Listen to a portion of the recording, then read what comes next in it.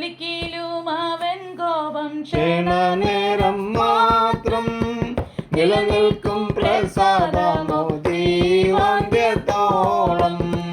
ജ്വലിക്കിലും അവൻ കോപം ക്ഷണനേരം മാത്രം നിലനിൽക്കും പ്രസാദമോ ജീവാന്ത്യത്തോളം.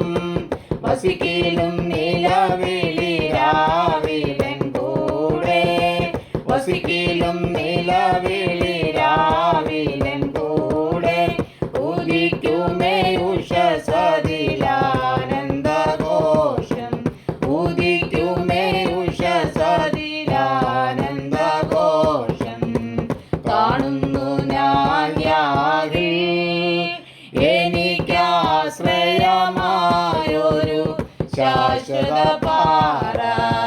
കാണുന്നു ഞാൻ യാഗിൽ സുസ്ഥിരമാനസനവനുമൻ യാഗിൽ.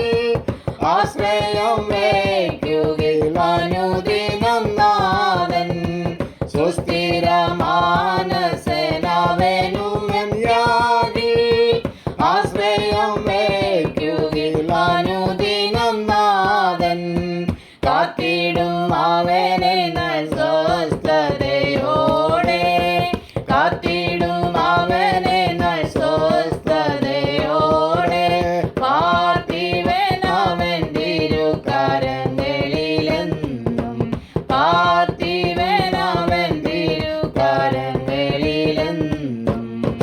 കാണുന്നു ഞാൻ യാഗിൽ എനിക്കാശ്രയമായൊരു ശാശ്വത പാറ.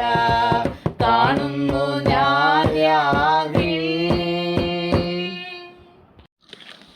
കർത്താവായ യേശുക്രിസ്തുവിൻ്റെ നിസ്തുല്യ നാമത്തിൽ എല്ലാ പ്രിയ ശ്രോതാക്കൾക്കും ക്രിസ്തീയ വന്ദനം അറിയിക്കുന്നു. ഇന്നത്തെ നമ്മുടെ ചിന്തയ്ക്കായിട്ട് യാക്കോബിൻ്റെ ലേഖനം 1-ാം അധ്യായം അതിൻ്റെ 19-20 വാക്യങ്ങളെ ആസ്പദമാക്കി കോപത്തെക്കുറിച്ച് ചില കാര്യങ്ങൾ ഓർപ്പിക്കാനാണ് ആഗ്രഹിക്കുന്നത്. കോപം ഉപേക്ഷിക്കുക. കോപത്തിന് താമസമുള്ളവരായിരിക്കട്ടെ. മനുഷ്യൻ്റെ കോപം ദൈവത്തിൻ്റെ നീതിയെ പ്രവർത്തിക്കുന്നില്ല. ഇതാണ് വാക്യം. ദൈവത്തിൻ്റെ കോപം എപ്പോഴും മന്ദഗതിയിലാണ്. ക്ഷിപ്രകോപം ദൈവം എടുക്കുകയില്ല. അങ്ങനെയായിരുന്നെങ്കിൽ ഭൂതലത്തിൽ മനുഷ്യവർഗം ഉണ്ടാകുകയില്ലായിരുന്നു. 103-ാം സങ്കീർത്തനം 8-9 വാക്യങ്ങളിൽ അത് മനസ്സിലാക്കുവാൻ കൊണ്ട് സാധിക്കും. യഹോവ കരുണയും കൃപയും നിറഞ്ഞവൻ, ദീർഘക്ഷമയും മഹാദയവും ഉള്ളവൻ. അവൻ എല്ലായ്പ്പോഴും ഫലസിക്കുകയില്ല, എന്നേക്കും കോപം സംഗ്രഹിക്കുകയുമില്ല.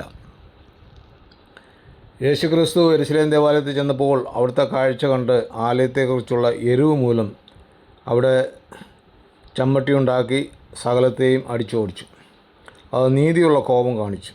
എന്നിരുന്നാലും മനുഷ്യകോപം പലപ്പോഴും അഹങ്കാരം, നിരാശ, അക്ഷമത, മുറിവേറ്റ വികാരങ്ങൾ എന്നിവയുമായി കലർന്നിരിക്കുന്നതാണ്. കോപം ജഡത്താൽ നയിക്കപ്പെടുമ്പോൾ അത് പാപത്തിലേക്കും പശ്ചാത്താപത്തിലേക്കും നയിക്കുന്നു. സദൃശവാക്യം 14-17 പറയുന്നത് മുൻകോപി പോഷത്വം പ്രവർത്തിക്കുന്നുവെന്നാണ്. അതേ പുസ്തകം 29-22 പറയുന്നത് കോപമുള്ളവർ വഴക്കുണ്ടാക്കുന്നു, ക്രോധമുള്ളവർ അതിക്രമം വർദ്ധിപ്പിക്കുന്നു. എഫെസ്യ ലേഖനം 4-26 പറയുന്നത് കോപിച്ചാൽ പാപം ചെയ്യാതിരിപ്പാൻ സൂര്യൻ അസ്തമിക്കുവോളം കോപം വെച്ചുകൊണ്ടിരിക്കരുത്. നാഹൂം പ്രവാചകൻ്റെ 1-ാം പുസ്തകം അതിൻ്റെ 1-2 വാക്യങ്ങൾ പറഞ്ഞിരിക്കുന്നത് യഹോവ പ്രതികാരം ചെയ്യുന്നവനും ക്രോധപൂർണനുമാകുന്നു. യഹോവ തൻ്റെ വൈരികളോട് പ്രതികാരം ചെയ്യുകയും തൻ്റെ ശത്രുക്കൾക്കായി കോപം സംഗ്രഹിക്കുകയും ചെയ്യുന്നു. സദൃശവാക്യം 22-24 പറഞ്ഞിരിക്കുന്ന കോപശീലനോട് സഖിത്വം വരുത്, ക്രോധമുള്ള മനുഷ്യനോട് കൂടെ നടക്കുകയും വരുത്. 15-1 പറയുന്നത് മൃദുവായ ഉത്തരം കോപത്തെ ശമിപ്പിക്കുന്നു. തിരുവെഴുത്തിൽ കോപിച്ച വ്യക്തിയാണ് കായീൻ. യാഗത്തിൽ പ്രസാദം ലഭിക്കാതെ വന്നപ്പോൾ പ്രസാദം ലഭിച്ച തൻ്റെ സഹോദരനായ ഹാബീലിൻ്റെ നേരെ കോപമുണ്ടായി. യഹോവ കായീനോട് ചോദിക്കുന്ന, നീ കോപിക്കുന്ന എന്തിന്? നിന്റെ മുഖം വാടുന്നതും എന്ത്? അനന്തര സംഭവങ്ങൾ എന്താണ് സംഭവിച്ചതെന്ന് ഞാൻ വിശദീകരിക്കുന്നില്ല. ഒടുവിൽ കായീൻ്റെ കോപം കൊലപാതകത്തിലെത്തിച്ചു. കോപം വരുന്നതിന് മുമ്പേ സംഭവിക്കുന്ന കാര്യങ്ങളാണ് ഭയം, അക്രമം, അപമാനം, അനാദരവ്, നിർബന്ധിതം, കുടുങ്ങിപ്പോകൽ എന്നീ വിഷയങ്ങൾ. മറ്റുള്ളവരുടെ സമ്മർദ്ദം മൂലവും അത് അനുഭവപ്പെടാൻ സാധിക്കും. ഈ വികാരങ്ങളിൽ ഏതെങ്കിലും വേണ്ടത്ര തീവ്രമാണെങ്കിൽ ആ വികാരത്തെ കോപമായി കണക്കാക്കുന്നു. ഞാനൊരു കഥ കേട്ടിട്ടുണ്ട്. ഒരിക്കൽ ജോലി കഴിഞ്ഞ് വീട്ടിലേക്ക് വന്ന ഭർത്താവിനോട് ഭാര്യ വീട്ടിൽ നടന്ന വിഷയങ്ങളെക്കുറിച്ചും ആവശ്യമായ സാധന സാമഗ്രികളെക്കുറിച്ചും സംസാരിച്ചു. വിവേകമതിയായ ഭാര്യയായിരുന്നെങ്കിൽ ഭർത്താവിനോട് ഓഫീസിൽ എന്തൊക്കെയായിരുന്നു വിശേഷം, ചായ കുടിക്കാം എന്നിങ്ങനെ പ്രാരംഭമായി കാര്യങ്ങൾ നിരത്തുകയും അദ്ദേഹത്തിൻ്റെ മാനസിക നിലവാരം മനസ്സിലാക്കി അടുത്ത പടിയിലേക്ക് നീങ്ങാമായിരുന്നു.